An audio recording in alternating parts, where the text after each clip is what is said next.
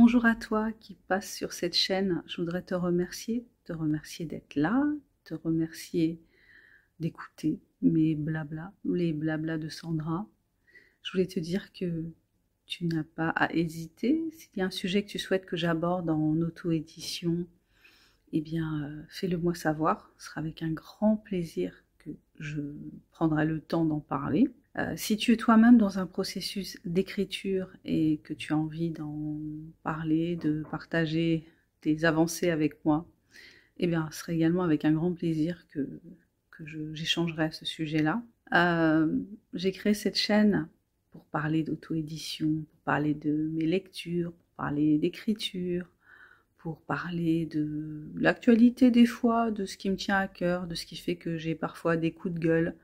Donc c'est une chaîne un peu qui part des fois un peu dans tous les sens, qui est un peu fourre-tout. Je parle beaucoup de développement personnel dans mes shorts parce que je trouve que c'est important de parler de développement personnel. Je trouve que on a besoin de prendre confiance en soi, on a besoin de s'aimer plus que l'on ne s'aime. Je crois qu'on ne s'aime jamais trop, dans le bon sens du terme, c'est-à-dire un amour de soi qui nous porte, qui nous aide à avancer, qui nous aide à atteindre nos objectifs. Voilà, c'est pas un amour narcissique au sens négatif du terme, mais un amour narcissique effectivement, mais sain, parce que c'est important de s'aimer pour être bien dans ce monde et être bien avec les autres. Donc c'est ça aussi que je partage sur cette chaîne. Voilà, donc n'hésite pas à échanger, n'hésite pas à me donner des idées si tu as envie que je partage des choses en particulier vraiment liées au sujet de cette chaîne. En tout cas, merci de ta présence, merci de ton soutien. Voilà, quand on a des commentaires, quand on a des vues, on voit l'intérêt de faire ce qu'on fait, même si ne pas avoir de commentaires et ne pas avoir de vues, ça change pas forcément grand-chose finalement, parce que il y a un intérêt personnel à faire ça, qui est justement, moi je vois le fait de créer une chaîne YouTube vraiment beaucoup dans le sens de travailler sur soi en fait, travailler sur sa présence au monde, travailler sur le fait d'être,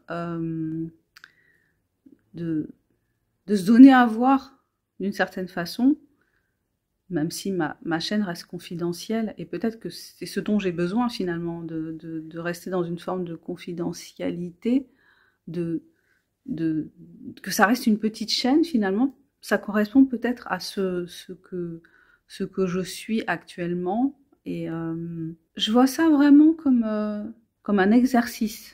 Tenir une chaîne YouTube, je vois ça vraiment comme un exercice, comme quelque chose, c'est pas comme un travail, mais c'est comme fabriquer une œuvre, fabriquer aussi une œuvre d'art, je dirais, en tâtonnant, en essayant des trucs, en se plantant, en doutant, en se comparant aux autres, et puis en se disant après, non, il n'y a pas de raison de se comparer aux autres, on est unique et chacun fait comme il veut et comme il sent, et puis chacun avance à son rythme, et on part pas tous avec les mêmes ambitions, avec le même bagage.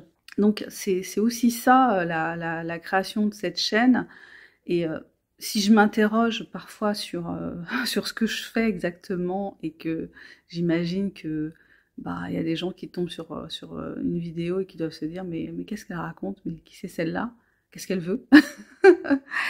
Et ouais, c'est tout ça quoi, c'est un mélange de tout ça, et je trouve ça super intéressant parce que on est au 21e siècle, on a cette opportunité de proposer des choses qui sont nous, donc d'avoir une forme d'authenticité, même si effectivement il y a une forme de mise en scène dans le fait de tenir une chaîne YouTube, d'être de se donner à voir, donc voilà, rien que le fait d'avoir un nom qui n'est pas forcément le sien, d'utiliser un pseudonyme, et puis de pouvoir dire des choses qu'on ne dirait pas forcément si on utilisait son vrai nom.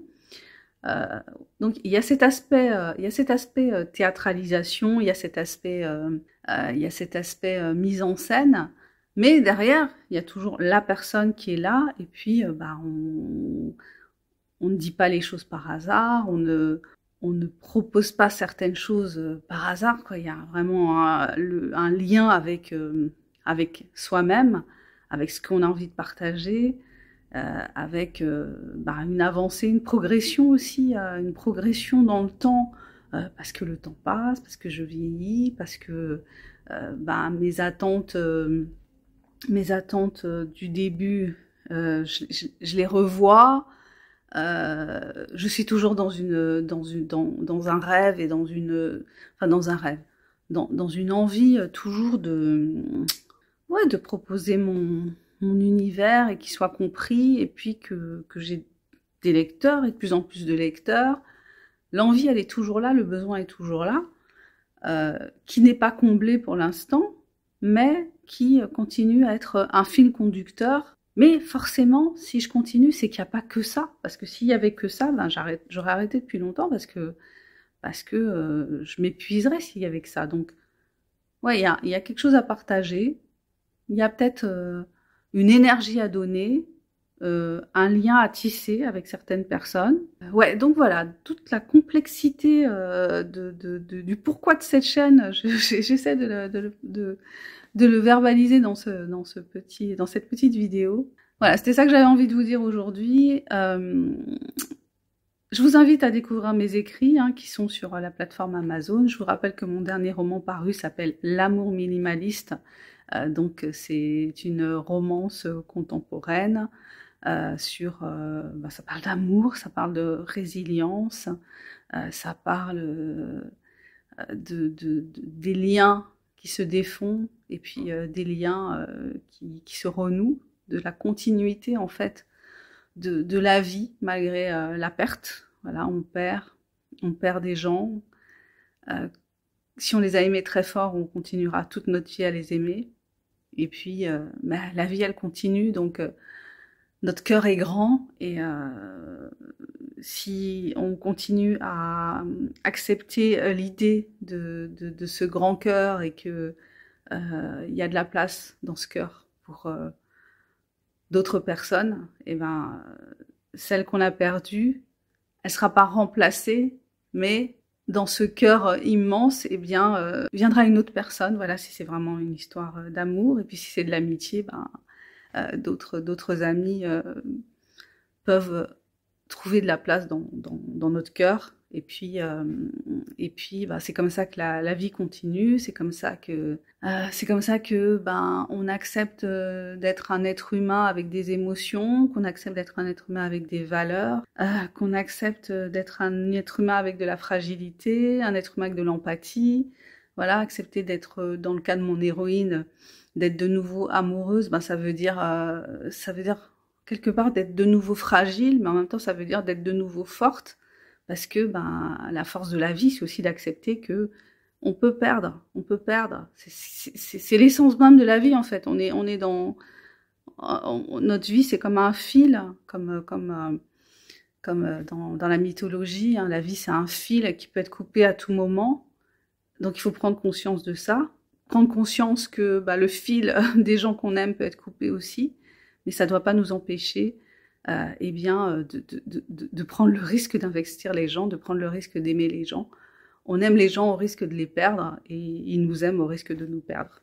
Je vais m'arrêter sur cette belle parole.